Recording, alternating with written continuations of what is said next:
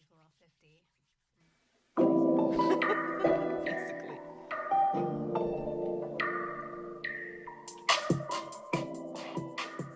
Check, check, check. If you're hearing the sound of my voice, that means you're now tuned into chapter 76 of the Introverted Intuition podcast. My name is Jeff, a.k.a. the Petty Podcaster.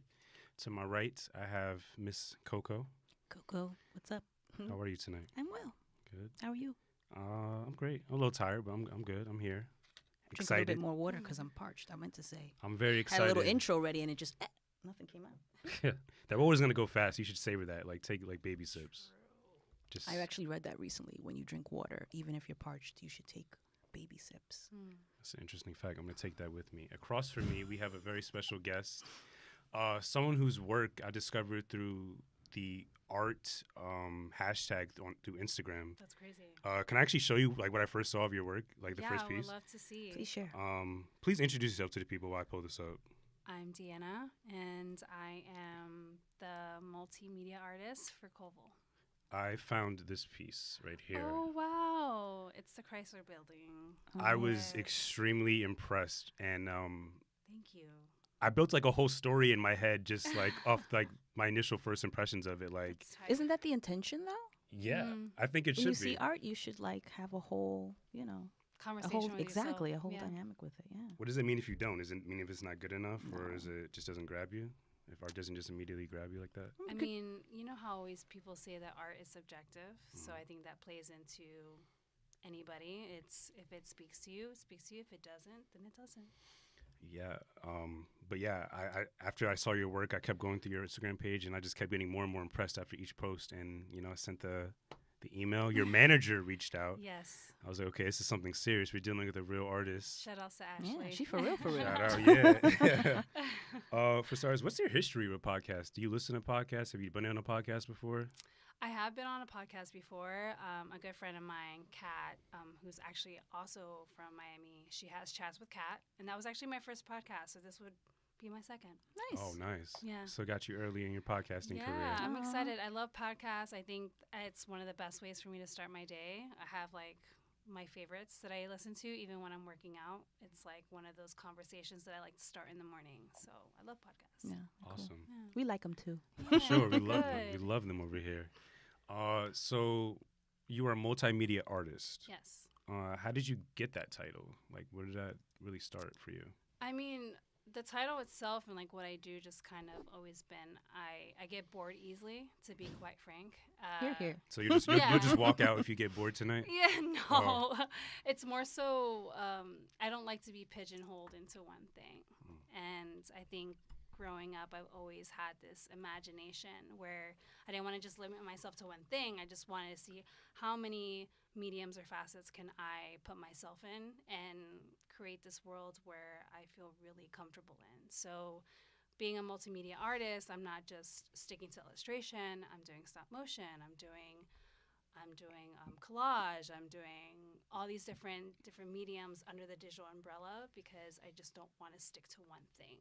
Right. I want to be able to experiment with many other different mediums. And stay stimulated. Yes. Sure, yeah. Hell yeah. I'm a Pisces, so like I need all the emotion, Mm. all the stimulation possible and energy, and for me sticking to one medium, and this is like no shade to anybody that does, but for me I get my most high when I'm challenging myself on how to incorporate different mediums into a project. Right. And you're from Miami. Yes.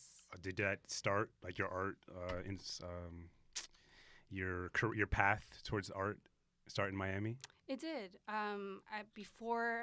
In Miami, before I started art, I did fashion show production, and that was like my backbone.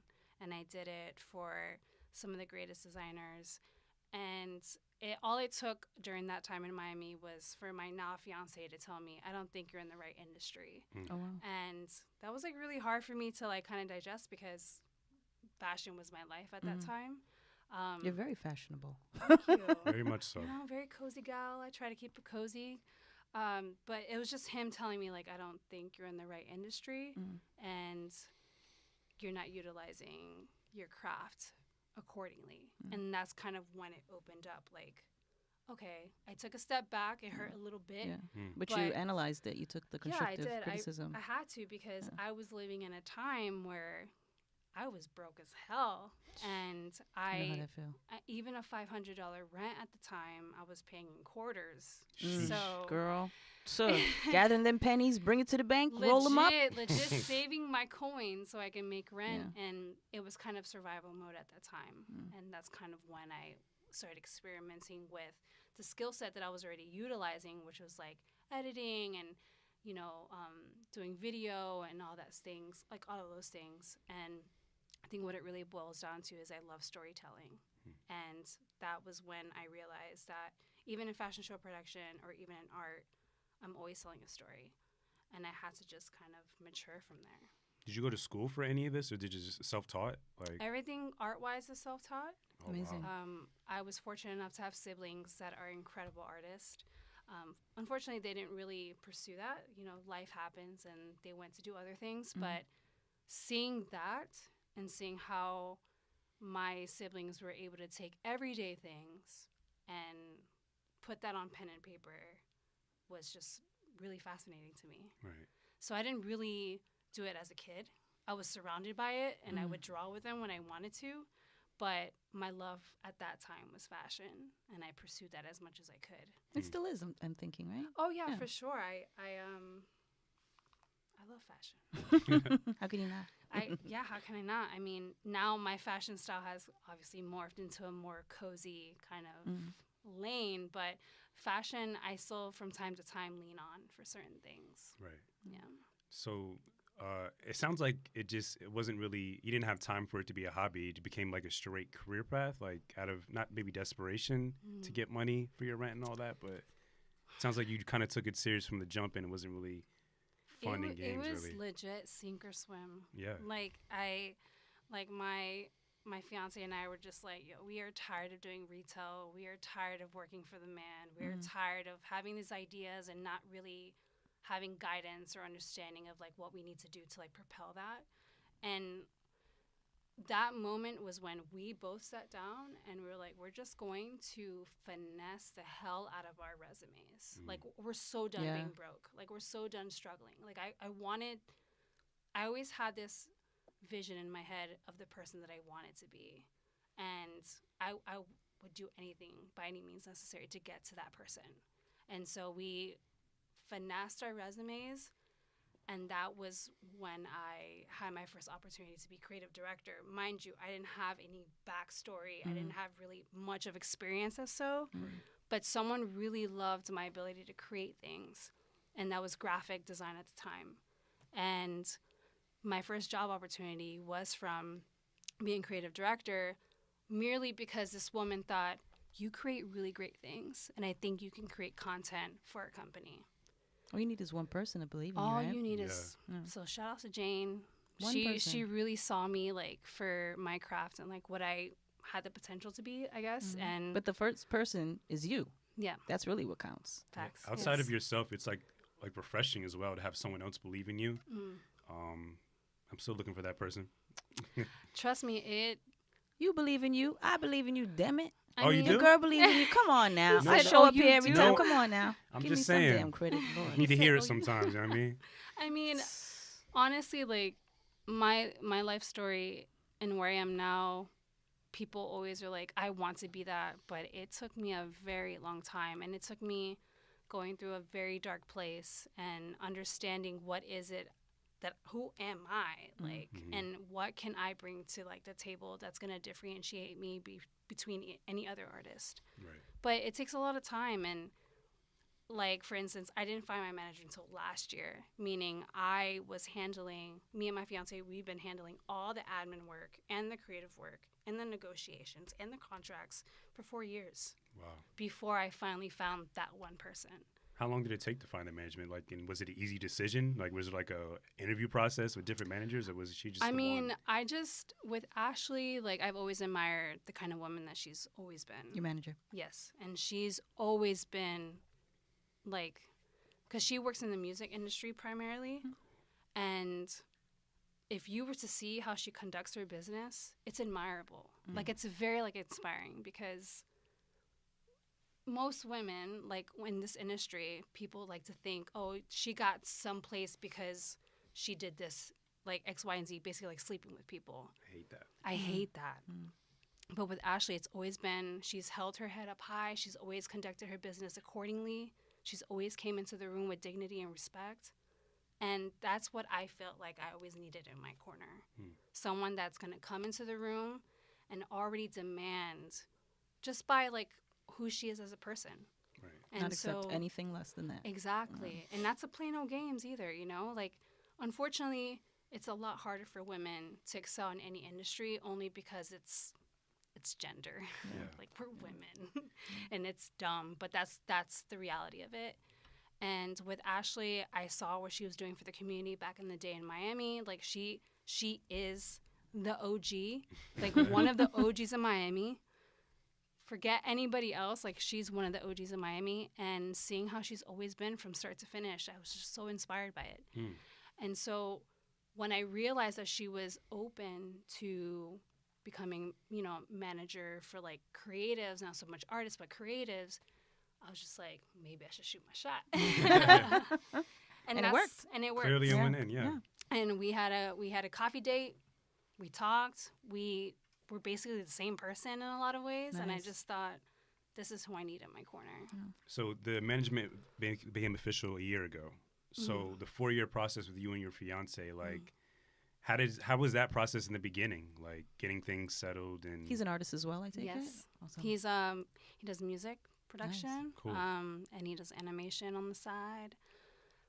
It was a mess because there's no guidebook telling you how to do things as a freelancer. Because at that point, Paris and I were just gunning it. We're like, we're in survival mode. We don't want to work for the men anymore, but yet we have such love for our craft. I think we can do something with it and change the way we consume media as a whole, especially art too. And so at the beginning, it was very, very messy because, again, like I said, there's no guidebook. There's no one telling you, You're figuring this it is out. how you need to do it. Yeah. So fortunately with Paris, his strongest suit is money. And then my strongest suit is being the creative free child, you know? Dope. So we try to mesh those two worlds together, and we managed for 4 years. But it just got to a point where it's just like, there's brands out there that think they can play you because you are a little fish in a pond. Right.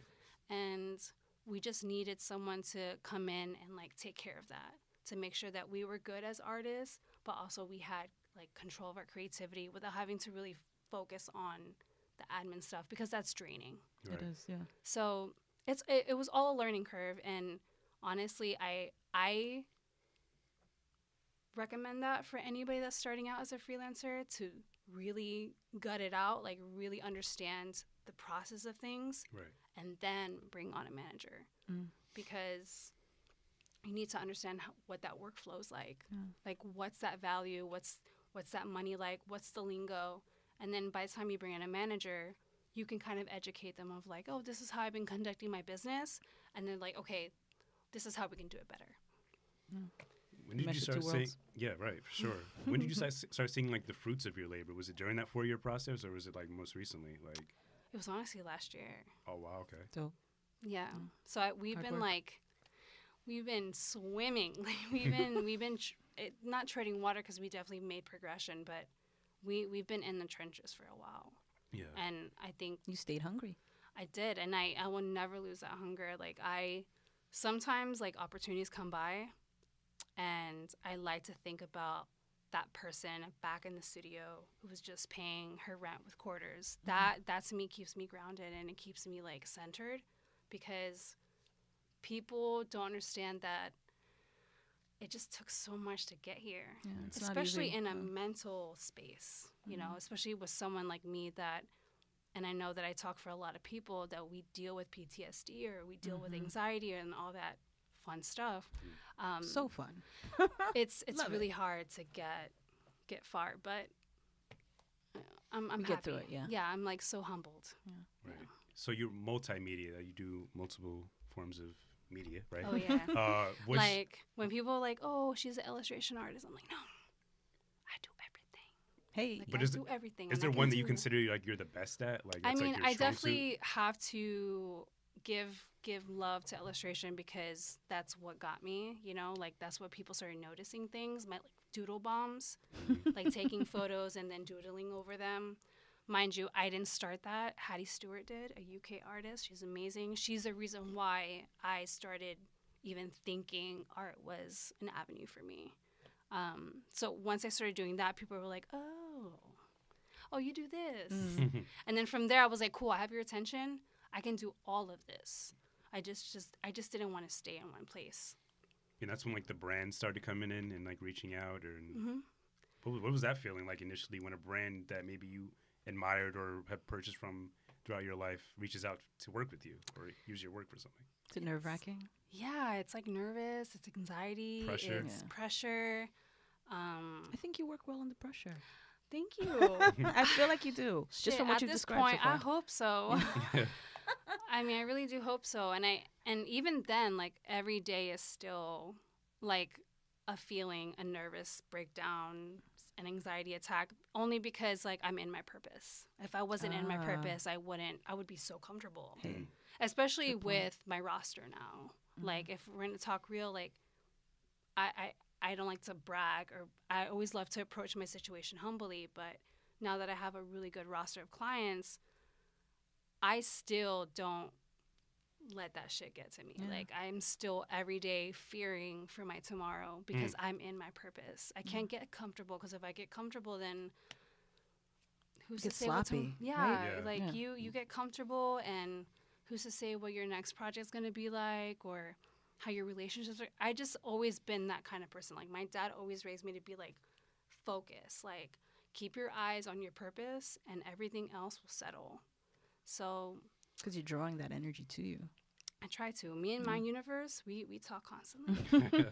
Every day, every night. Yeah. So it was like your work ethic, like your drive, like inspired from your parents? Like was it inherited from your parents? I mean, yeah, definitely. I would definitely say my father had a huge role in, because he's the one that took care of me primarily. Okay. And growing up, seeing my father work graveyard shifts and then go to his next job, and then on top of that, be a single father, and then on top of that, take care of me. Sheesh.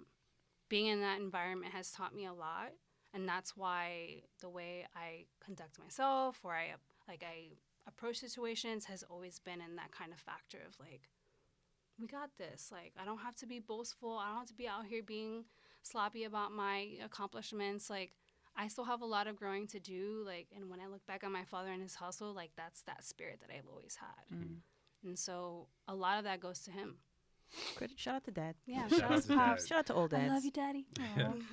Do you have like a particular like time of day or mood do you have to be in to create, or can you just go off the cuff and do it whenever? That's funny. I literally just posted on Instagram how some days I'll meander around the apartment for hours, and then some days I'm like honed in and focused. Yeah. I can't give myself that constraint of having a way to approach projects. Obviously, yes, like I have to stay on schedule and meet a deadline and all that stuff, but I'm not gonna like create this workflow that applies to everything in my stratosphere of work or my craft. Right. It seems like the opposite of flow.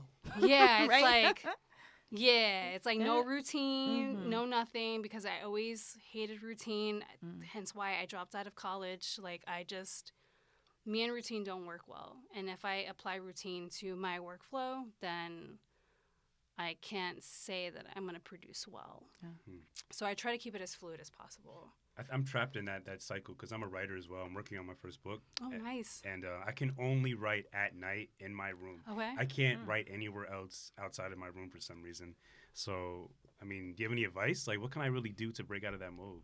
I mean, when I get in a funk, I leave the house, and I have to get lost in the city. Fortunately now I live in a place where I can just get lost, right? So as creatives, we tend to like harbor this pressure to really produce something, right? Yeah. And next thing you know, we're staying in the house for 3 to 4 days, and we haven't produced anything because we're literally stuck inside our heads. I feel so guilty on those days. Yeah, me too. And I mean, We need that, though. I think we need that. We put a lot of Yes. pressure on ourselves to do what we, put forward or, put together in our minds, which is wonderful. We need that visualization to get to that point. But I think that pressure that we put on ourselves is like for me, I'll every day I'll set a list of what it is that I want to accomplish. And, at the end of the day, if I didn't knock everything off, I'm sitting there like, what the hell? Like, you could have done this if you would have done this. And it's like, yo, why am I not counting what I did accomplish and what I did get done? And then whatever else is just going to have to wait until I need to chill a little bit. Like, Yeah, we don't Not give too ourselves we don't give ourselves slack. We don't give ourselves enough slack. Yeah. We apply all this unnecessary pressure and this necessity to like perform, create, produce, push out, especially in the digital era where we have to like constantly show people that we're doing something. Yeah. But what I suggest is that get out your house because you're kind of like figuratively getting out of your head, Yeah. right? And do something that requires your hands that isn't just like mundane in writing, or I don't know how you write if you're typing, whatever. But do something that's more physical. Get outside, breathe the air. Like I didn't realize how big of a difference that is, but when you step outside and you breathe, Get some sunshine. yeah, For you sure, realize Yeah, you kind of makes a get difference. reminded that you're human and that you do have to face a lot of things on a day-to-day basis that do interfere with your creative process. For sure. So honestly, that's what I do. I go outside, I walk, I get lost, or I build something, or I just do something that's like more physical labor, whether it's exercising or just building something. Because I was going to say, as far as combating stress, do you like meditate? I can't meditate What? for the life of me. I've tried meditation on so many levels. I've tried guided meditation. I've tried, my own meditation, but my only meditation is running. Okay. When I'm running, my mind does not say shit. Then that's your meditation. And that's my meditation. Yeah. That's your formula. Yep. So going into this career path, like, were you aware enough to know that there's no linear trajectory? Like, you knew there was going to be some waves, and I was curious, like, how do you remain focused, like, knowing that? Well, when I first jumped off the cliff into freelancing, I had no fucking idea what I was doing. I was just so tired of like doing this blueprint for other people that didn't understand what I can truly provide to the table. And I just looked at Paris and I was like, I'm quitting. Like, I'm not doing this anymore. I'm going to freelance. So he bit the bullet and he decided to like stay with a job so he can do the 9-to-5 thing, have some stability while I go figure out what the fuck I was going to do. That itself is crazy. It's amazing. Yeah. But there was no, like I said, like I jumped into it not knowing anything. I didn't have no plan. And if there's something that I would do different is definitely save up your money. Yeah. If you do want to go freelancing and you want to like make that leap of faith, save your money and have some kind of plan for the next 5 to 10 months of how you're going to allocate that money while you focus on your craft. Right. What was the other question? Like, how do you remain focused, like, since there's literally no linear trajectory to your career? How do I remain focused? It seems like you have a great support system. Like, your fiance seems like a great guy. I wish he was here tonight. He is, and he was going to, but we had to take care of our baby Angel, a little puppy. Oh, I got a puppy too. What kind of puppy you have? I got a Labradoodle. Oh, I got a Yorkie. Yeah, my baby is 6 months. Oh, my I can spend an hour talking about my puppy. Love it. I have love a it. grown man. I have a German Shepherd. Yeah, he's a grown man. He's a Like big grown, puppy. grown. Like, They're an always a adult. puppy at heart, though. Yeah. I They really love, are. yeah, like, and so Paris had to like go be a dad and go take care of him. Nice. How But did you guys meet? we met on Twitter.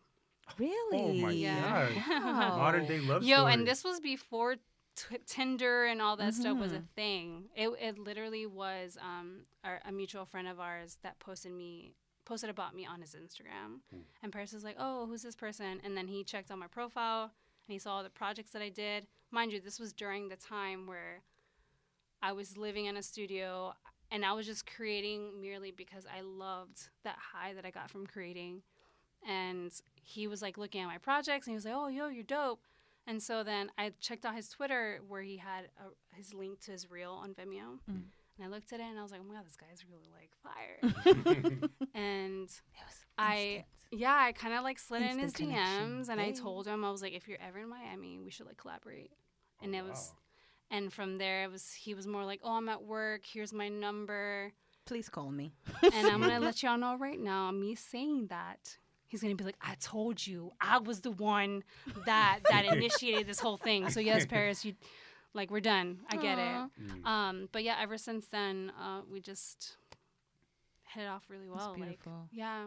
Amazing. I mean, because I'm a chaotic person. In a nutshell, I'm a very crazy person. I've heard that from a Pisces. I feel like before. creatives have to, like really all are in their own way. Yeah, I obviously I have my mental things, but as an energy person, like I am very rambunctious, and I love to like live and be adventure and but that needs its balance. And Paris is very chill, take it easy.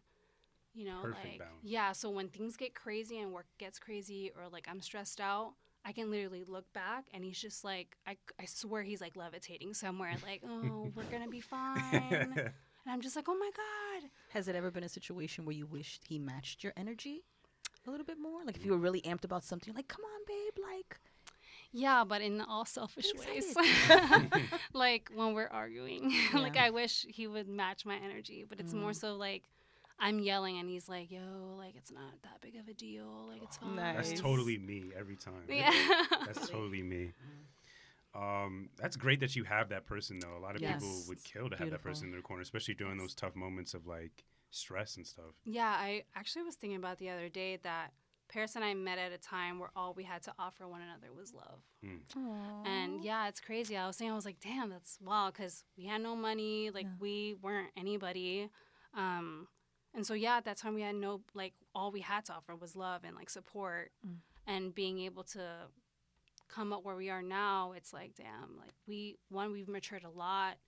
And we just become each other's support group. And I'm very blessed and very humbled to have him in my life. Like I wouldn't have it any other way.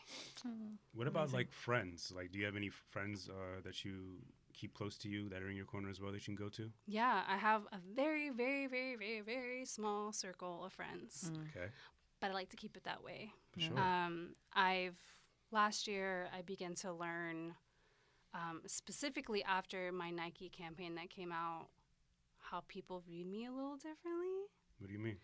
Like I had people coming out of nowhere and I haven't heard from them in years. I can't wait for those moments. I'm gonna stunt so hard. You so will. Yes. And it was kind of a lesson that I needed to learn, that like, okay, I need to protect my magic. I need to protect my energy. I need to be very conscious of who I keep around, because that also feeds into my day to day. It feeds into my creativity. It just feeds into like my life. And I can't sit here and have people that are like dead weight and they're just here for the ride, because I ain't got space for that. So yeah, after that happened, I learned that I like to keep my circle very close and small. Right. And that goes back to like my dad saying, he once told me that, he was like, one of these days you're gonna grow up and all you have is 5 friends you can count on your hands. And I thought he was being Oh exaggerative. my God, where's your dad from? Because my mom used to say the same thing. Are My you mom and my Hispanic? dad, yes. What are you? Puerto Rican, Dominican. I'm Puerto Rican. No What's way. your last name? No, don't I say know, it. Don't right? say I it. was like, what if we're connected? We might be related. That would be amazing. That would be like crazy. What? I come to this podcast and I'm now reunited with a family member. We're all cousins, though, for real, for real. Ancestry.com. Let's check it out. Hell yeah. But yeah, he told me that, and I always thought he was exaggerating. And now I'm in my late 20s, and I'm like, yep. I have almost 5 friends I can count on that I really like appreciate and consider my core, and I wouldn't have it any other way, because people are weird nowadays. For sure. I'm definitely down to like 3 to 4 like real friends. I actually had to, I feel like I had to, maybe last year I had to get rid of the people who were in my corner for years. But then when I started this podcast, The haters came out. no, the support wasn't there. Like Silent hate. Okay. I didn't. Oh, which is worse. Yeah, I Yeah, think so. yeah. I don't know if it was jealousy or anything like that, but It's definitely jealousy, unfortunately. I definitely had to cut those ties for sure. It was hurt. It was painful for sure, but I'm definitely in a better space now because of that. Yeah, I mean, at this point, like, you're only making room for better things and more solid things. Like, you don't want any dead skin or dead weight in your corner when it comes to, like, progressing as an artist or as a writer or any of that facets. Like, get rid of that. Yeah. Let it go. Stagnant energy. Yeah, like, low vibration energy is a thing. I didn't realize that until that happened. And I'm just like, I get it. Like, you don't want to be at a table with people and, like, expressing your excitement and your love for what's about to happen in your life, and they're just like, Oh, cool. Match Yeah. my energy. Be excited with me, right? Yeah, and it's Yeah. like it's not even being selfish. It's just like if that's how you're acting, I can Red only flag. imagine what's going to happen as we continue to progress. It For usually sure. doesn't get any better. No, it doesn't. Sure. Telltale sign. Mm-mm. Can you recall like the first time someone purchased any of your work, or you were paid for your work? Ooh, man. It's crazy. I wish I could. Because I get asked this a lot. Like, what was like my first project or was like my first commission? Right.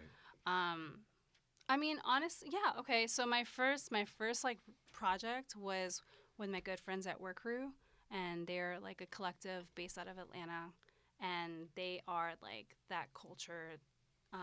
They've brought a lot to the Atlanta scene, and one of my big brothers, Xavier Black, we always had this like brother sister relationship, Cool. and he over time became like kind of like a big brother and always like made sure I was good. So I would say like that was my first. Like he put me on a retainer. Mm. Nice. So Sheesh. yeah, so that speaks volumes in itself. Like he believed that I can carry out the vision that he had for all the things that he was doing with Work Crew, and he was like, I want to put you on a retainer, you and Paris on a retainer, like create the flyers, and we still do them to this day. So think back like 4 years ago, like we're still with them. Wow. That's amazing. Yeah, and I'm It's love. appreciative of that. Yeah, that's love. That's real love. And I saw through your Instagram like the Nike campaign or collaboration you did. Like, how did that come about? They just reached out, or It was honestly all kudos to Ashley. Yeah, shout out to Ashley. Yeah, shout out to Ashley.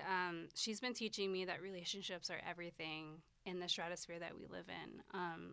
And it just was, she was talking with them over dinner, and they were just exchanging things that they were doing. And she was like, I have this person that you need to like check out.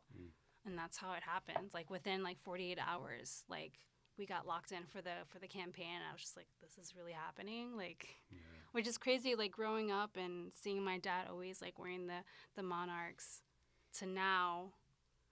It's wild. It's crazy. I saw in Yeah. the video of you like calling your dad and Yeah. telling him about it. Like that was Aw. pulled to my heartstrings today. I was like, Yeah. dang, that's beautiful. Yeah, like it's been with Ashley, like she's just taught me a lot, and so honestly, like all kudos to her for like making that happen. And also like shout out to Nike for like giving me the opportunity to even be a part of that. And there was only 3 artists, which was crazy. Dope. Shout out to Nike. If Yeah. if you want to do anything with us, Nike, Listen. Introverted Intuition Podcast. Hey. I don't know what we could do, but we are here for you. The I'm possibilities. wearing Nikes. Oh. Hey, shout out Nike. So they say art imitates life. Do each of your pieces reflect a certain point in your life, or are they just what's on your heart at that moment? It's just on the fly. Yeah. But I think my use of colors always speaks to that core of that, which is like my vibrancy. I see a lot of pink in your Yeah, a your lot work. of pinks. I'm now trying to like experiment more with blues now, because I feel like I need to stop using pinks and corals, even though yeah. that's I read like that was like your main. yeah, I really love that realm of like colors. It's like warm colors that you can like squeeze and like get cozy to. But now it's more so like I need to like experiment outside of that. What was the question? Do like each of your pieces reflect like or any of your pieces reflect a Gotcha. certain point in your life? Yeah, so everything's on the fly. I always tell my clients that like when I create projects, it's gonna be as non-rehearsed as possible. Like I usually go into a process where I'm like sketching, and then I go into coloring. I can't even on most projects I can't even provide a color palette that I'm gonna use because once that sketch is finalized, my color palette's gonna be like freestyle. But everything is freestyle. My color palette though speaks more true to like my upbringing. And kind of like the cheap therapy that I'm using with it. So like color for me, I feel it, I sense it, it gives me like feelings sometimes, and that's been like my therapeutic way of like handling what I go through on a day-to-day basis mentally. Right. So I would say about like color use, it's always projecting that part of my life, which is like more mental, and then all the artwork aside of that is kind of like on the fly. So I don't really have like a approach to things, I guess. Got it.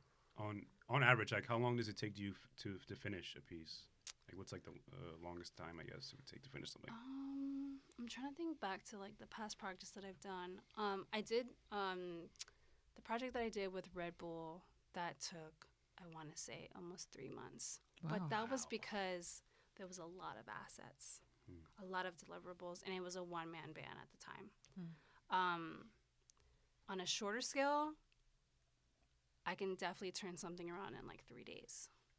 And how do you know when you're done? Is it just a feeling? Yeah. Do you ever feel done when you're working on a project? It's rare that I feel that way. Usually I look at something, I'm like, that's it. Yeah. If I add any more to it, it's not going to like make it any better, make it any worse. But lately, I've been a lot more like heavy on myself about it. So like I'll look at something and I'm like, is this done though? My perception of artists and just creators, like they're just very meticulous. Like they're never really satisfied even once it's finished and out there to the world. At least that's how I am. I speak for myself. No, I think that goes for everybody. Like we're always we're either finding ways to improve it after the project's done, or when we're like doused in that process, we're like, what can we do? What can we add? What can we take away? And it's like back and forth, back and forth. And I did that a lot last year, and I'm trying to get better at it this year.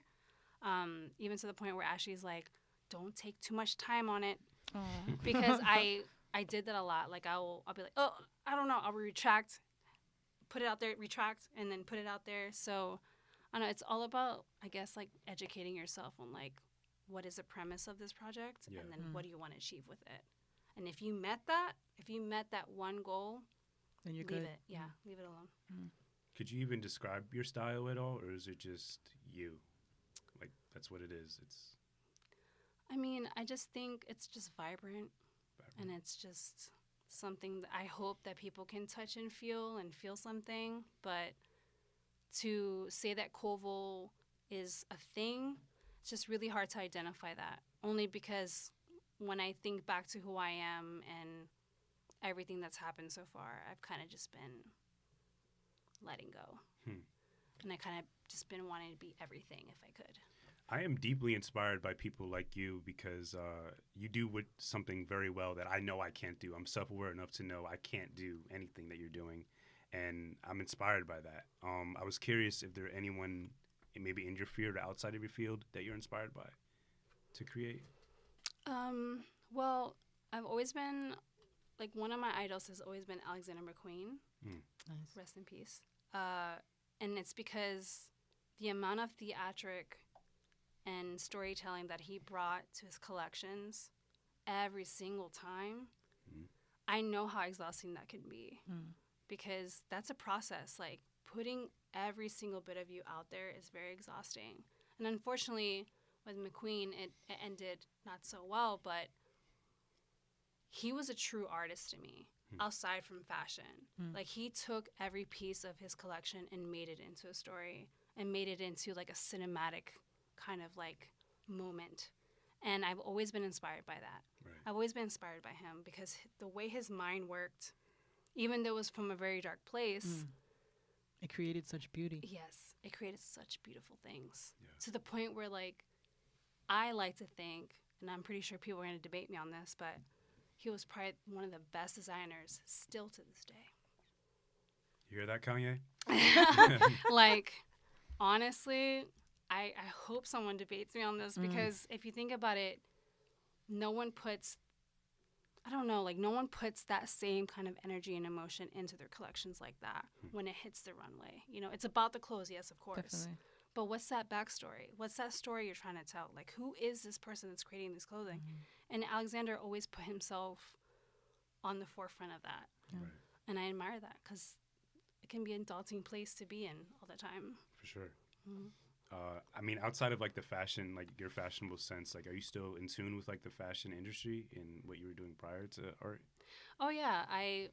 It's like a cousin you always check up on.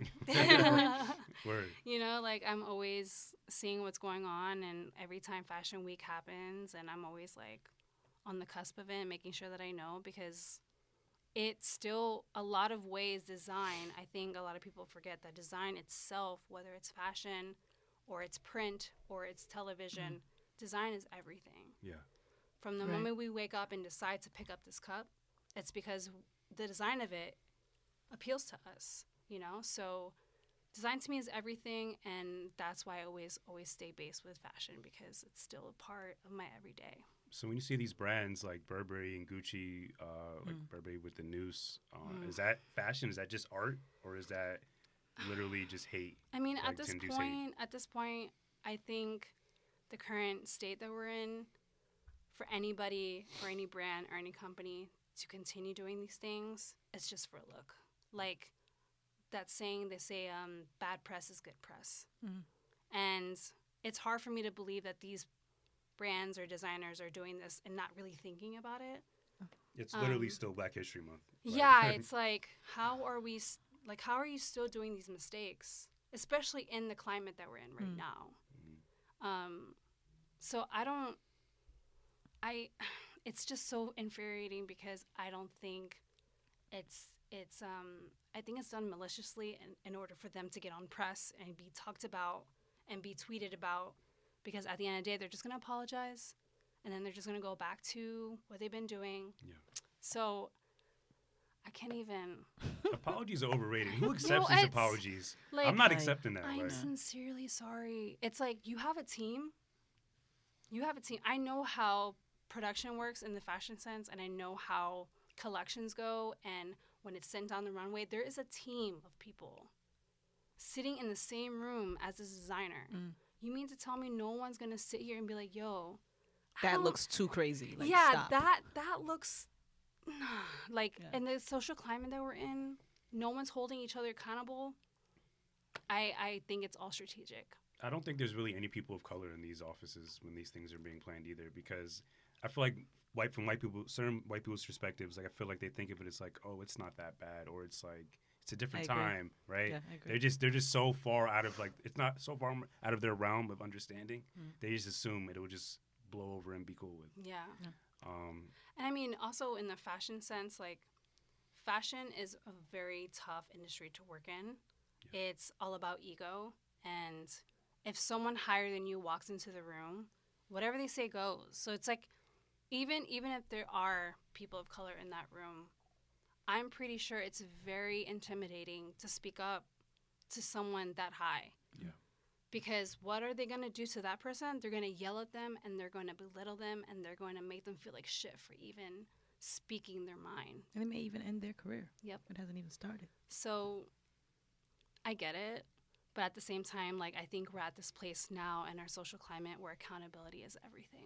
I don't like that people just won't speak up. I feel like that's like the same argument like a police officer would make to not speak on, like, police brutality, right? It's like, I have a family to feed. I need this check that I get every 2 weeks, every week, whatever. And I just don't think that, like, I'm really big on integrity. Like, I feel you. Just maintain that as long as you can throughout your entire life, and there will be a change in the world. Of course. That's just me. I know. It's just, it's a really tough time. Yeah.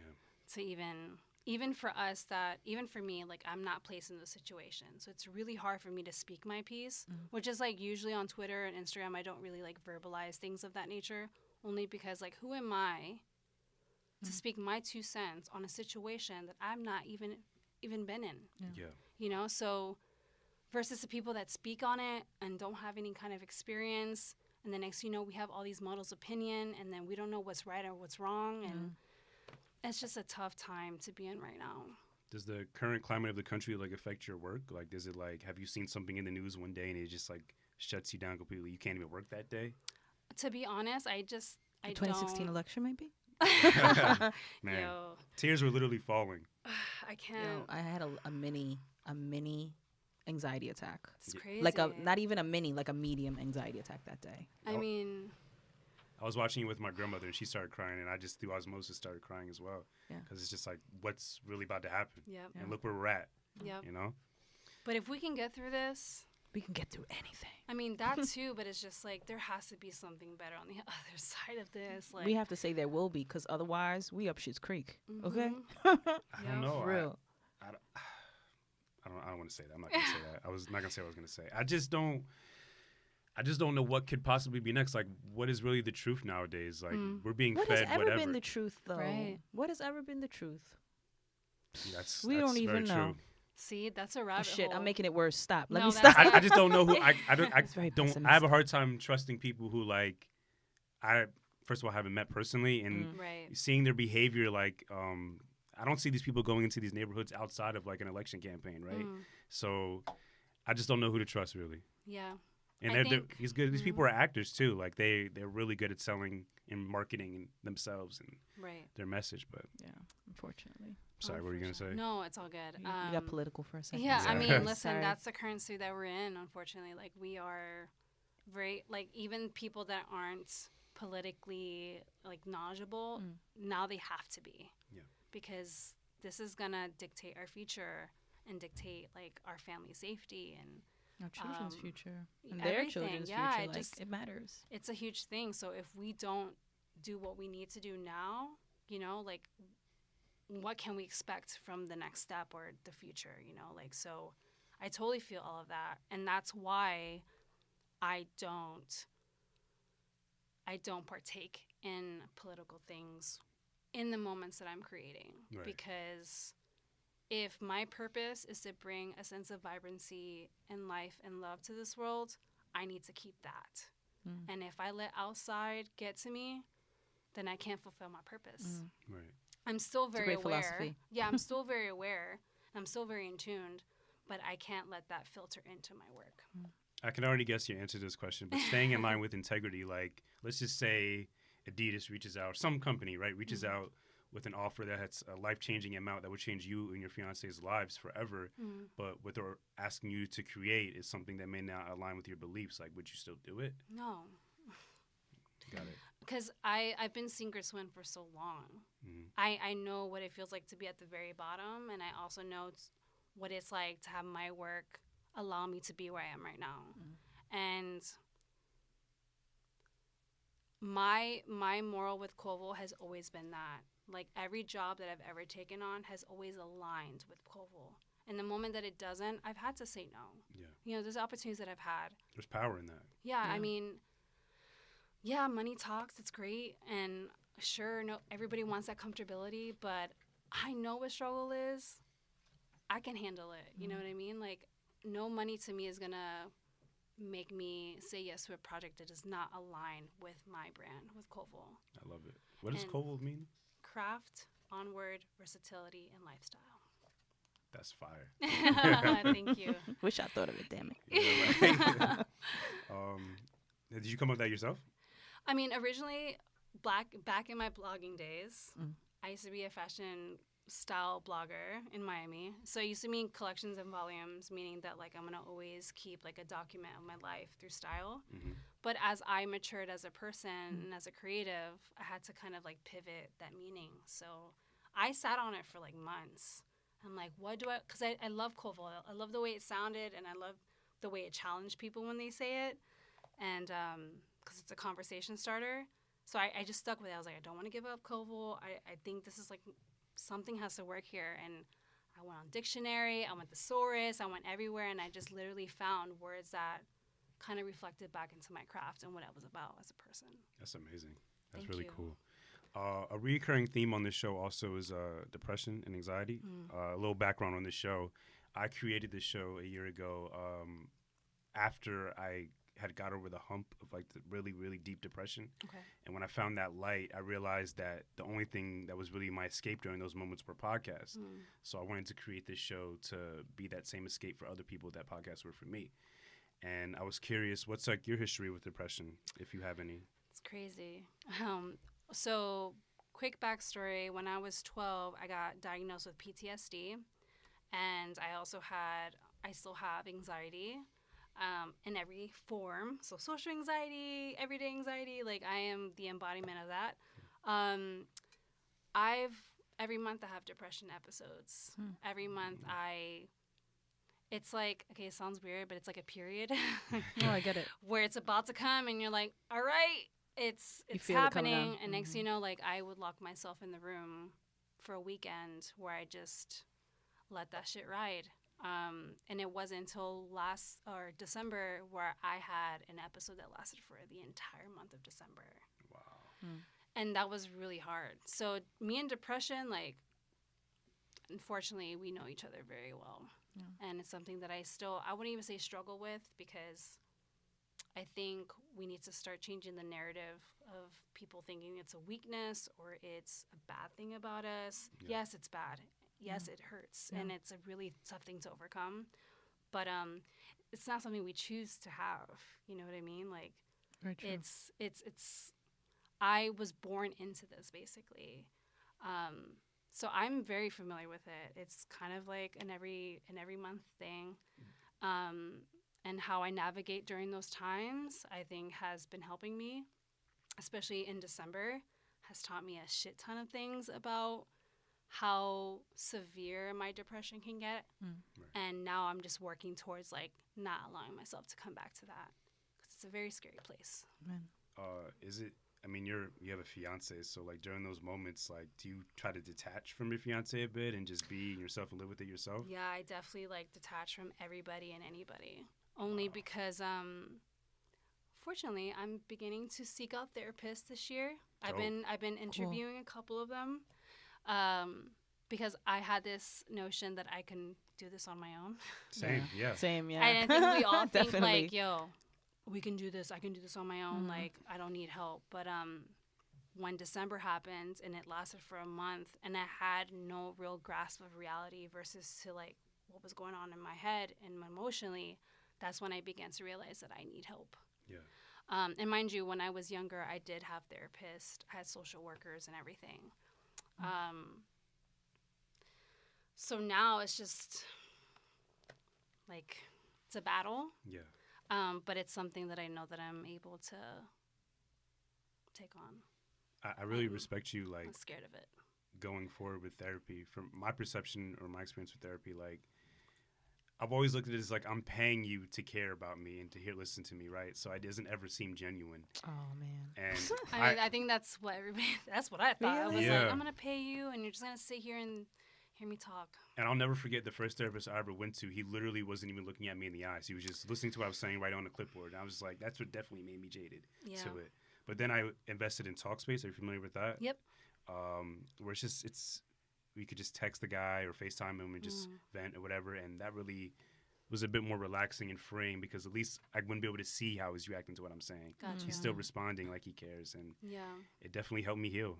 I mean, Whatever works. I was depressed last week, but like I'm getting there. It No, happens. listen, it's Yeah. It happens. It was at me. this point we need to treat our depression, our anxiety, or whatever the case may be, just as we treat our relationships, and that's with time, right? Like, we don't want to like take on depression and be like, oh, you're getting out of here today. Yeah. Like, no, we have to treat it with kind of a certain kind of care, because it's a lot deeper than we are. Like, this shit is like rooted in us, and like it mentally, it clouds up your mental space, and we need to treat it with care, and we need to understand what is the root, like what's going on, why do I feel this way. We have to question it, we have to get to know it, so therefore once we get to know it, we're able to eliminate it in a way and cure it. And if we just think of it as, I don't know, like whatever, then we're never going to be able to like really find out the root of our depression. Yeah. So even you making that step and talking to somebody, which is crazy and it seems rudimentary, it's a lot of things that we don't do when we're depressed or we're dealing with these things. Like, we don't talk to people. Like, I detach from people because I feel like I'm a burden. Because no one knows, like, when people don't deal with that and they have the fortunate life to have a good life without depression, they don't know what that is. They don't know what that chemical They can't even imbalance. imagine it. Yeah, they don't even know what that feels like. So for me to ever come to Paris or anybody else and be like, I'm feeling like this today, I'm pretty sure it would help, but the reciprocation that I'm looking for is probably not going to be there. You know. Definitely. I actually never asked you, Coco, like, what's like your history of depression? Like, do you invest in therapy too? Well, I've never had therapy. I think I need it, which is nothing wrong with that. But I definitely had postpartum depression. I have an old child, but I had postpartum depression, and I kind of talked my way through that. It wasn't until years later that I realized, oh, that's what I was going through. And then as I got older, I mean, from when I was very young, I've always been kind of melancholy. As I got older, coming out of that postpartum, always up and down, but not until probably the past, I would say maybe 2011, 12, when Mom had gotten sick. and she had done hospice at home. Wow. So that was overwhelming for me. And then just since then, like really, like you said, like it would be a month, 2 months, sometimes 6 months, not of no contact, but just of showing everybody, oh, I'm good. Yep. And then really I was not good. Yep. Yeah. So Oof. it's like just dealing with that and talking to myself more and realizing, like you said, I might try some talk space because, you know, It's I've expensive. That's why. well, that's, let me know that's because honestly why I stopped. Honestly. yeah, yeah. But if you have insurance for people, you know, listening and watching, I'm sure, you know, maybe that would Yeah. help out a little bit, maybe offset the price or whatever if you're Right. interested in doing that. But yeah, I've as of late I have been interested, but I haven't made time for it, honestly. I've made time for other things in my life as far as de-stressing, meditation and things like that, and just taking care of myself more, Yes. which I hate the term self-care. It kind of rubs me the wrong way, but as I've analyzed that concept for myself, I'm like, yo, I don't take care of myself as well as I could, Mm-hmm. you know? So it's like, wow, that was an eye-opener for me. Yeah. So, you know, just It's, getting through it's it. funny you say self-care, but it's a game changer. Mm-hmm. Yeah. Yeah, it makes a difference. Mhm. Every day, just a little, even if like you meditate for like, I do a good 7-minute chakra tune up every morning. And I didn't do it yesterday. And let me tell you, I had a bad day. Oh boy. Okay? What I had a happened? bad day, but it just put me in a mindset where once I felt the feelings coming on, I was able to buffer it much easier. Yep. So What exactly is a chakra tune-up? I'll send it to you. Don't worry. Okay. I I'll think I send you may the need link. that. I'll I send may you the need links. that. It's baby steps, baby Yeah, steps. baby you know? steps. That's Got all it. we can do, especially in this mental space, is give ourselves slack and like ease into things. And you know? sound therapy is good too, actually. I listen Really? to a lot of isochronic and binaural beats. Okay. Isochronic, you don't necessarily need to listen to it through the headphones, but even when I'm at work, I'll just plug myself into to YouTube and like, sorry, job. That's what I do when I'm at work. But I'm working, but I'm just Yeah. listening to that because even through the day when I'm thinking, I'm an overthinker. So I'll put myself in a headspace where I don't need to be. So the, you know, different isochronic tones are really good. There's a lot on Whoa. YouTube and they're all free, so work it out. Listen. I'd like to think this podcast is sound therapy too. for some- Hey, Yeah. look at that. Let's hope so. Yeah. Have you like ever tried to work through your depression, like actually like try to create some art like when you're like in a depressed state? Yeah, I mean, during the month of December, I definitely tried, I guess, distract myself from like what was going on by creating. Mhm. But I just don't think like that. Those pieces of work will probably never see the light of day. Oh man. Only because like They're there for you, maybe. yeah, they're for me and they're very sentimental and yeah, they were definitely experimental, but I think I'm going to keep that piece and just know that that definitely helped me during that time. But I tried. I don't think it was like very Koval aligned, Yeah. but definitely will stay in the archives. Big Uh, points for trying. Yes. sure, yeah. Yeah, for sure. Yeah. Because even trying was exhausting. You have a large social media following. Does that give you any anxiety, or do you feel like the pressure to remain transparent at all times? I like to think that I keep it very transparent on my platform, and that's probably why I've gathered that following because I have conversations with my followers all the time, Dope. and I keep it as 100 as I can, and they're always like talking to me because they're going through the same things, and I think right now the social media thing is just really fucking with our heads. Like it's really with people that deal with mental things, it doesn't help either. Like It do not. the at all. mental Agree. chatter, yeah, because I could be working on some crazy things, but if I don't post on social media, I get anxiety because I'm like, people got to know, or like there's this unrealistic Pressure. that we place on ourselves. But I try to keep it as transparent as possible with my platform. And Like my dad says, you're an open book. yeah, I mean, at this point, we need it though, right? Because we always hear this. You always see the highlight reel of someone's life on social, but ain't nobody showing you the real shit. Yeah. And there be days where I am going through it, and I gotta let them know because it's really weird to say, but they put me on a pedestal, and I'm like, I am just like you. Yeah. Yeah. Just because I have 26,000 followers does not mean anything. I am just like you. I wake up every day and I have doubts. I have failures. I get anxiety. I doubt. I do everything just You're like you. human. Yeah, I'm totally human. But there is this pressure for me to keep up with it and be consistent and like, I haven't posted in 6 days. That kind of bothers me. But at the same time, I'm working. Like, I'm at home and I'm working. I need to remember that. I need to be grounded and remember that I am working. And when I come out of my little hiatus, I'll show you what I've been working on. Even outside of that, like trying to keep up with like the times or whatever, like your art is literally helping and inspiring people each day. So I figured that would be like a pressure aspect as well. It's like if I don't remain consistent, these people may miss out on some inspiration. Yeah, I've thought about that. But that again is what I consider outside noise. Like, that shit really doesn't exist. You know, like, I think at this point with the following that I have, we're kind of intimate and we kind of know each other that, okay, we're going through the same shit. So if I go ghost for like 6 or 7 days and then I come back and I got something to share, like, they're kind of forgiving about that. One thing that I am struggling with is being present in real life, because being around people, not like this right now, but like going to events, that is the hardest thing. You're an introvert. Yeah. To the core. Like, I have This is on brand for you, the show. Yeah. Like, I have extrovert tendencies. Like, if you put me in a place and a time, I can thrive. But SCR says an ambivert.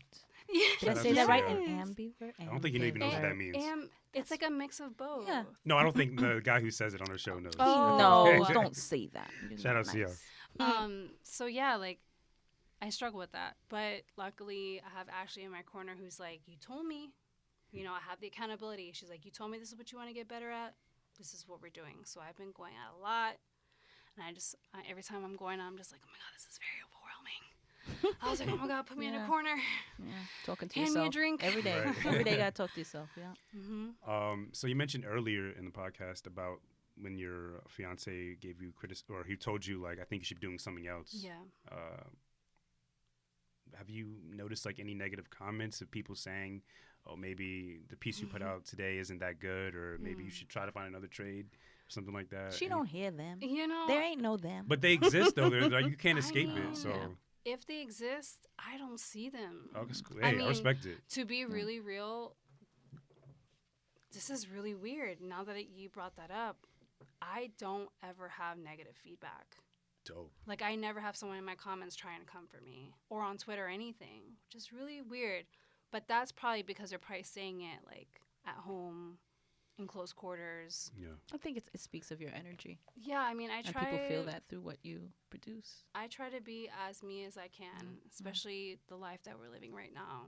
But fortunately, if anything, the negative feedback I've always had, I had one client that like questioned why she paid for the service that I gave her. She's like, I don't understand why you would charge this. It's not even worth it. That was like one client that happened like 3 years ago. Yeah.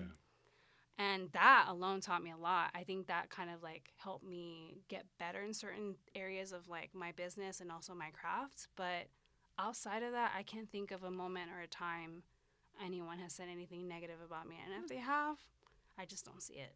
Right.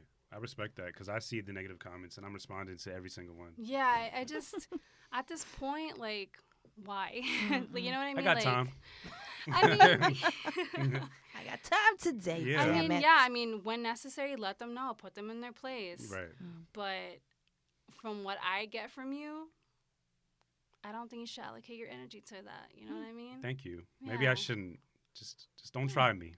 Yeah, I mean, depends what day you catch me on. Yeah. but you have to remember, like, there's people at home sitting at home and Bored. yeah, like this is what they do. Looking and they for get attention. They get a high from it. Like they get a high from like pushing your buttons, and then if you give them what they want, they succeeded. You know, but I think if you want to keep your peace and your energy, allocate it somewhere else. You know, they want to say some shit. All right, bye. See you later. And go do Block. something. Yeah, and go do Right. something way better. Yeah. Like I do have people that have copied my work. Wow. What? Yes, like. What did you do? Sue? What Yeah, happened? there's so many times where I want to be that person and be like, you know, going off the wall and like going in on them. But at the end of the day, like, what does that really do for me? Doesn't really do anything. I've had to just tell them, please take it down. It's not legal. And then they'll try to like come back at me, and I just try to keep it as clean as possible because I just don't have the energy to like. I know what's mine. I know what I did. I know the magic that I got. And I don't need to sit here and tell you about it. You know what I'm saying? Yeah. Because you're ripping my work, like my hard work. So why do I need to go back and forth with you? There's been times when we send letters of Cease and desist. yep, they've taken it down, and there's been other times where I just DM them and be like, hey, like, more like so like educating them, like this is not right. This is intellectual property. You know, you're taking food out of my mouth, whatever the case may be. Like, I try to just be as correct as possible and educate them instead of like pushing them down because they don't need that. Yeah. Especially them doing that, they're already down there. I Exactly. guess you would say. That low vibrational. Yeah, so it's energy. no need. It's for me easy to get there, but it's not so easy to get back Very. up, I'm Puerto you know, Rican, so like my temper is very. we boy. fire. Yeah, Yeah? like. Fuego. Have you ever dated a Puerto Rican? No, never. Okay, well. Why you say it like that? Yeah, come back. when No, you- I'm just saying like no, never. I mean, I can't say I will never, but no, I've never done that. I didn't think that happens though for like artists like that. I know that happens for photographers, and they can't really do anything about it. Yeah, like, I mean, we live in a digital world yeah, where all they have to do is crop, take a screenshot, whatever the case may be. And I had an instance where this guy literally took assets from an artwork that I created, and he pasted it on his photos, and said, "I did it." And I'm Scum. thinking, no, you literally lassoed it on Photoshop, took it out and placed it onto your photo. Like, it was just taking my magic. And I try to educate him. I just try to tell him, listen, this is not right. Please take it down. He came at me crazy, and I blocked him. I was just like, all right, bye. Like, at the end of the day, like, I'm good. yeah. You know, my pockets are good. My mental's good. My life is good. I don't need to entertain you. That person seems like the perfect example of like the negative side of the social media era, right? Even like I feel like Jussie Smollett a bit was a part of that. Like, I just saw that today. I was just Insane. what were your thoughts when that news was breaking? I just thought, like, how. I was like, what does this say? Like, this entire moment, the LGBTQ like community has been trying to create safe place for them, right? And again, the political climate that we're living in, it just seemed very backwards to me. It almost seems like he let his community take a step back, and like that's hurtful. Like, to have so many people, especially in the industry of activism, like he was a prominent like figure, and to see what he did, it's like that must hurt for his community. Like, his community must be hurting right now. Yeah. Especially now because they don't have that safe space anymore. Like, especially right now. So it's like when someone's advocating for that and fighting for it, and then this happens. I mean, I can't really speak too much about it, but it just, I hurt. Like, I hurt, You and feel I can't. that, Yeah, definitely. I can't even imagine what the community must feel like. I just am so upset about it because it's like now everyone, famous or not, who comes out and try to speak about their experiences with a situation like this, everyone's immediately going to be skeptical. Yes. And it's just like, why? What was he? Why? What was the Like, motivation behind that? Was it the salary really? Was that the real story? I don't know that I even believe that. Because I feel like if you wanted more money, you can ask. Hello, you Yeah, ask. but that was extreme. That was like To be even the fair- letter, the letter that he received apparently was that But the staged paper as well? clippings, he made that. Yeah, they made that. Yeah. Even if it was the salary thing, I can understand it because no one's watching Empire. Like, literally no one, I feel, in my opinion. I don't watch consistently, but I used to. It's crazy now. You It's used crazy to, now. right? So I don't know, but I just don't think it's fair to the people in his community, the LGBTQ, Yep. or even African American people in general. Like, Yeah. I just want to. I hope he does time. Honestly, he needs to. Like, I it's a lesson mean, learned. I'm still in disbelief. Like, I'm kind of those people, like, until it's said, Yeah. then I'll put my 2 cents on it. Yeah. But until then, I'm just like, I'm here for the greater good. Like, whatever that is, I hope it's achieved, you know? But I see that side of it too as well. Like, the Chicago Police Department is definitely has a shady history with like hiding information and dragging out cases that are clearly wrong when there's hella information. So maybe I'm crucifying Jesse a little bit too soon, but I mean, know. everybody has their, The reasons. yeah, Yeah. The of course. rationalizations. Yeah. You know, it's just, it's opinion at this point. I just saw his mugshot and I was like, oh, Yeah, I was at the Damn it. gym and I saw it and I was like, is this real. Yeah. For a Yeah. second, I thought about changing that to the artwork for the next episode of the podcast, but I was like, nah, that's fucked up. Wow. Kind of is, yeah. So like, how was 2019 been for you? Like compared to, you said December wasn't that great, but has 2019 been like a bit of a refresher? Yeah, I've literally been taking baby steps every single day. I've been teaching myself that Slack is good. Not pushing myself to do anything is good. That if I want to lay on the couch for hours, that's fine. If I want to work, that's fine. Right now, I'm just teaching myself to give myself space and love and understanding and not trying to rush it if I don't need to. Do you have anything in particular you want to accomplish this year? I mean, yeah, there's a lot of back end things that Koval's doing right now. It's crazy that I have to wear my business hat. Like this year, I'm definitely wearing my business hat and structuring Koval to be a legit business that's still art centric. It's very focused on art, but I'm going to be dabbling in products. I want to be in people's homes. I want to create this lifestyle that I feel like has helped me. Yeah. And every time that I speak to my audience, they're always asking, like, I want Koval in my home. I want to be able to have pillows and all this stuff. So Give the people what they want. I want to, because I've always envisioned Koval to be bigger than I am. And so now I'm pivoting from super art to more business art centric. And so I've been teaching myself a lot about business and all the things that go with it. Well, when the Koval pillows drop, I definitely want one. Yes. Thank Possibly you. two, for sure. Yeah, I'm excited. It's definitely a new world that I'm dabbling in, like seeing art on physical things. Like I just got my sample for a pillow that I designed, and touching it was really different because Cool. all my work lives digitally. Yeah, so yeah. now seeing it and I can squeeze it, I'm like, oh. It's like seeing love for This the first is it. time. Yeah. Yeah, I'm like, Here. oh, I got it. Yeah. That's dope. Mm-hmm. Is it fair to say that fame isn't like anywhere in your mindset at all? Do you want any type of fame? No, from like a woman's perspective, I just want to be on that same playing field. Like I realized when I took a step back and I reflected on last year, I noticed that the two major campaigns that I was on, I was the only woman. Amazing. It's amazing, right? It's like my catchphrase this episode. Amazing. Yeah, but it's like dope. It is. it's like I can't wait for the day where that's the norm. Not from like a I don't know. I don't know too much about terms when it comes to like feminist or anything. I'm not even coming from that perspective. I'm just saying that like I just want to be equal. Equality, yeah. Yeah, like the mere fact that I was the only woman on two major campaigns last year kind of like made me wake up a little bit because I would love to be able to like share those moments with like my sisters. Yeah. And being placed in that moment where I couldn't was like really an eye opener. So yeah, it's just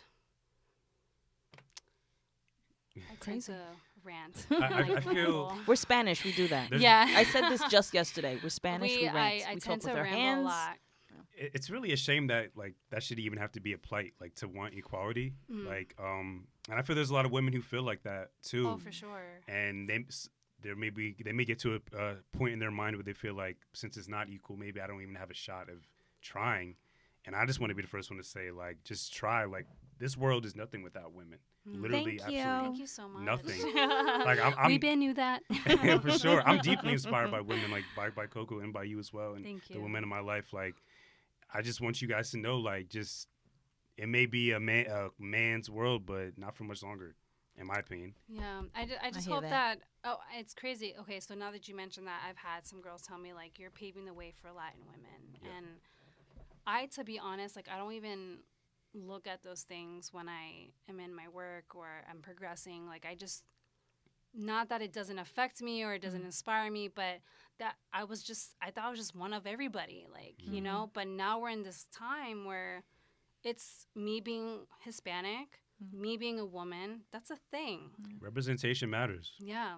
And I never realized that until they told me that. And I was like, wow, I didn't realize that I was actually paving the way for fellow Latinas. And that just kind of spoke volumes to me. And that kind of like fueled my fire a little bit more. Like, okay, I've been on this path organically just for myself because it makes me happy. But now that I'm speaking the narrative for what's to come after me, I gotta hit the ground running. Yeah. You definitely are. Thank you. So you It's working. So Your like, magic is working. do you have like an end goal? I guess do you just want to have your art everywhere? No, there's different avenues that I'm gonna be placing Koval in, and I've been very like meticulous about it, and I want to make sure that I'm not like every designer. I guess I would say that Koval's different for a lot of reasons, as everyone can see, and I'm just trying to pave that narrative. And so this year and forward, like, y'all gonna see like Koval in a very different space, but it's gonna be invigorating. It's gonna be very fun. I to love see that word. Invigorating. I always imagine soaps. Yeah. Like when you like Mm-hmm. you just wake up. Anything's possible Yeah. now. So let's say tomorrow, like all your social media, like you have blue checks, verification everywhere. Is there anyone in particular that you would reach out to first to possibly work with? Whoa. I never. Oh, what? Ooh, say it. Tierra Whack. Sierra White? Yes. Yeah. I was expecting like Beyonce, Rihanna, No. Barack. I don't know. Like, I mean, of course. I think those are like the answers that we all want. Like, Yeah. of course, if Obama was to like knock on my door tomorrow and be like, "Can we work?" I'm gonna be like, "Oh my God, yeah, of course." But I've been saying this, and I'll say it until it happens. I would love to work with Tierra Whack. I think what she represents as a creative, as an individual, and just she's beating the odds, and her craft is crazy. yeah. Like her energy and her individuality Inspires just you. like that's who I want to work with. Women like that, or people just in general like that, you know. Right. So, you know, that's who I want to work with. Put it into the Listening. universe. Put it out Yeah. there. Words I can of guarantee power. you she's not listening to this right You now. never know. Maybe. I don't know. I would hope You so. never know. That'd be cool. I've had moments where I didn't think anybody was like even looking my way. Well, Never know And- whose radar you're on. well, Never know. reach out. Stop being on the radar and just come hit me directly. Like, Shoot your shot. Yeah, For sure. always. damn. Tierra Whack. I really wasn't expecting that. Yeah. Who were you expecting? Beyonce? No, I mean, I like, love Beyonce, Yeah. Bay Day, every day. I don't know if I was expecting anyone in particular. It just came out of left field for me. I don't know. Well, you It's probably dope. like expecting like Snarkitecture or something. Yeah, like someone I crazy like didn't that. know. Yeah. No, Tierra Whack. First choice. Yeah. Yeah, she's great. Damn. I pretty much covered everything. All the questions I have. Cool. We actually have a segment on this podcast Okay. that I actually usually forget to bring up because it's usually at the end. It's called "Don't Sleep." Okay. So basically, we tell the audience what something they shouldn't sleep on. Whether it be, you could just say the generic answer like your work, or for me this week, I think people shouldn't sleep on the concept of being there for your friends. Like, there's very obvious signs with like depression, and I feel people sometimes miss them or don't even acknowledge them because the person who is depressed will tell them, "Oh, I'm fine," right? And they just immediately dismiss the idea and move on.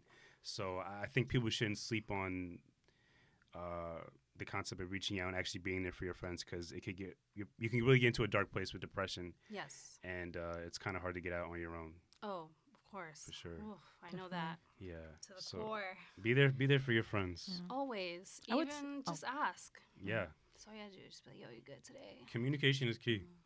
How about you? I was gonna say, don't sleep on therapy. Like all those different ways that we discussed.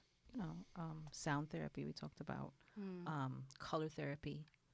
Just immersing yourself in. If you like blue, like I don't know where you can go and see a lot of blue, but maybe a museum. Yeah, of You course. know, like do something to take yourself out of that impending funk with therapy, I love and you that. can make that whatever you want it to be. That spoke to me. Thank you. You're welcome. I guess what I would say, don't sleep on saying no. Because we live in a world of yes, like especially from like an artist perspective, we want to propel and we want to succeed and we want to flourish. But if that does not align with you to the very core of like your ethics or who you are as an artist or as a business, don't sleep on saying no. Just say no. It hurts because you're like, it's a good opportunity, but what's to come after that is going to be 10 times greater. Always, Dope. definitely. I actually thought of one more question. Yeah. So from my perception of like, I guess the art industry or whatever, the multimedia industry, whatever you want to call it, like it does seem a bit oversaturated, even with the podcasting market. Like everyone's doing something, right? And there's other people in your lane. Or are you competitive? Like, do you have a competitive nature? Yeah, I'm hella competitive. Yeah? Yeah, like I grew up with 2 brothers and 2 sisters, and you got me fucked up if I'm coming in last. You know what I mean? Like, and one of my siblings might hate this, but I'm one of the most successful siblings out of the group because I Talk that shit. it's gonna get them mad, but listen, like I have a brother that's like super successful, but he's like corporate side, right? He still has a creative nature, and I think as I gotten older, I've tried to aid him with that, and he's my sanctuary. Like me and my brother were so tight. So he's more like successful in corporate, and then I'm successful in like what you would consider left field things, right? Like when I told my dad that I was going to become an artist, he was like, "What is that? Does that make money?" Like I wanted you to be a lawyer. That's a typical dad answer. But that's what they worry about. Yeah, they want us to be. Will you be able to feed yourself? Exactly. And not come back and ask me for money. Facts. So I've always combat the odds, right? I always grew up as this kid that my parents weren't sure what I was going to do. And I went to college just to make people happy because they were on my back. Like, you have to have a future. So looking now, I'm one of the most successful siblings out of all of them. And that's just because I've never been afraid of the hustle or of failing. I know what failure feels like. And for me to like ever fail again, I'm ready for it. I'm fine. And that's just because I paved my own way. Like I wrote my own narrative. Statistically am not supposed to be here. Like I'm supposed to be just like my parents when they were my age, you know? Like I'm supposed to be like hooked up on drugs and things, but I'm not. Like I chose to write my own narrative since day one. That's another question. Damn it. I keep It's forgetting. okay. I'm a Go bad ahead. interviewer. All good. Do you like indulge in any vices to help you create? Like any like drinking or weed or I anything like smoke. Hey. Okay. Yeah. It's crazy because people are like, I didn't know you smoke. I'm like, if you don't ask, I don't tell. I'm the same way. Yeah, High five on like- that. No. I'm the same way. that? Can you like what's the ratio between creating sober and not sober? Is it equal? I mean, I have like my time, right? So like I try to use Kova as a business. So I clock in, and once I clock out, then I'm smoking. Dope. Okay. Yeah. Because, if I have to take a conference call or I have to, there's been times where I've taken conference call and I smoked a little too early and I'm just like, yeah, like, and then Ashley's like, trying to recap and I'm just like, yeah, whatever. Yeah. So I wasn't even, I That's don't too want high, to, damn it. I'm not trying to do that anymore, Shit. but I just set limits to it, like Cool. when I want to decompress and be home and chill, that's my time. Word. I could never do this like high. I would be slurring my words. I wouldn't be able to Really? talk. I'll probably fall asleep on mic too. Like I get really tired really fast when I smoke. So and It's sleepy. You need Yeah. that sativa. It makes me more I'm- anxious if I smoke Oh. right before. yeah. So I had a Yeah, 30-minute everyone's buffer before I different. came in. I smoked before that. Wait, you smoke today? Yeah, I did smoke, yeah. I always smoke. I need to get into smoking more because I get paranoid very easily. Yeah, but it will make you more paranoid. In my experience, people Whoa. who are paranoid and then smoke, it doesn't get better when you high. It gets worse. Or maybe want you it to just go need away. to find that strand that works for you, I guess. Yeah, because True you guys that. look so True that. cool, just smoking, True no that. problem, not paranoid. I'm sitting in the background all jealous, like freaking out. jealous. Trust me, if I'm Don't be out jelly. and I've smoked, there's a 50-50 chance there. Like Yeah. I'm either like vibing or I'm like, yo, I gotta go home. Time to go. Because sometimes I get really tired too. I can get super tired on sativa. So it's just all about finding like that strand or that brand or whatever case maybe that works for you. Do you indulge in edibles? I do. Man, Not like that though. It has to be an Man. occasion where I have Yeah. no plans. the last time I did an edible, I ended up in the shower with the water on, with all my clothes on. That sounds like a great time. Sounds like a party, Yo, damn it. that was nuts, and that will never happen again. Yeah, you're What was probably it? traumatized at this point. What was what? What exactly was it? It was like what a type of brownie. edible? A brownie. Yo, Well, the brownie will brownies do it. are the That's like the worst. worst. The brownies are Don't the do that worst. one first. It's like Keep those away chocolate from gets me. into your. It's the worst. Whew. Well, Yeah. thank you so much for coming to the No, show. thank you Definitely for Thank you appreciate for you. coming. It was fun. Yeah. Don't forget us when you get to the top, Yes. Stop it. because Send you're us on a your way pillow. there. What you mean? You're on She's your way already to the there. top right now, and Listen. I'm a fan of your work. Honestly, I can say Thank that you. Appreciate for you. sure. Would you like to shout out your social media, everything you're doing? Yeah, if you guys want to, I guess, be friends, you can follow me on Instagram. It's Koval, ITSCOVL, and you'll find everything you need from there. Dope. Yeah. Coco, shout out your IG.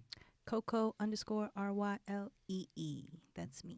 Do you get people in your DMs when you shout that out? A little bit. No. A little bit. Not usually. I actually get it when I don't shout it out. Oddly enough.